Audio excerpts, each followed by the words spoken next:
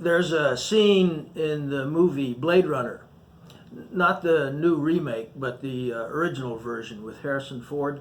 Great movie. Toward the end of the movie, one of the last androids is dying, and we see him sitting crouched on the top of a roof. It's raining hard. It rains throughout the whole movie. It sets a great mood for a dark, dreary movie. But he's sitting there crouched with his head bowed, and the rain is pouring off of his head.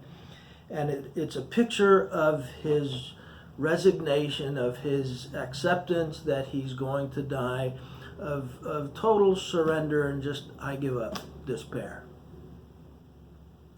It's kind of the way I picture myself sometimes when I get really down, when I get really discouraged. That's the way I see myself. And when I read Habakkuk, I see him in that way too. The Lord has just told him that he is sending the Babylonians to conquer the land. A foreign invasion by a hostile power. They're going to devastate Israel. They're going to wipe them out. How would you feel if you had received that news?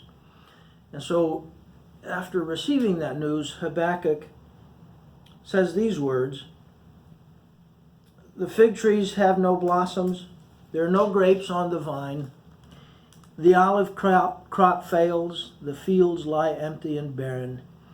The flocks die in the fields, and the cattle barns are empty." If you grew up in agriculture, you can understand the imagery. But try to imagine it in our days today. There's no food in the grocery stores. There's no toilet paper. The economy has collapsed. You have just a couple of days worth of food left, and the virus still rages on. Wouldn't you picture yourself like that? Total despair, with the rain just pouring off your head. But I've got the image wrong, because that's not what Habakkuk is doing.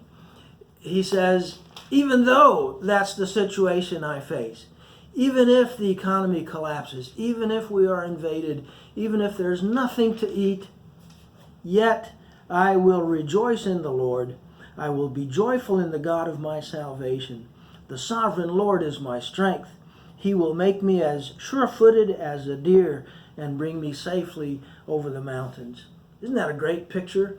He's not going to despair, because his trust is in the sovereign God who's going to take care of him no matter what happens. Even if the worst happens, God is still in control. Habakkuk is still in his hands.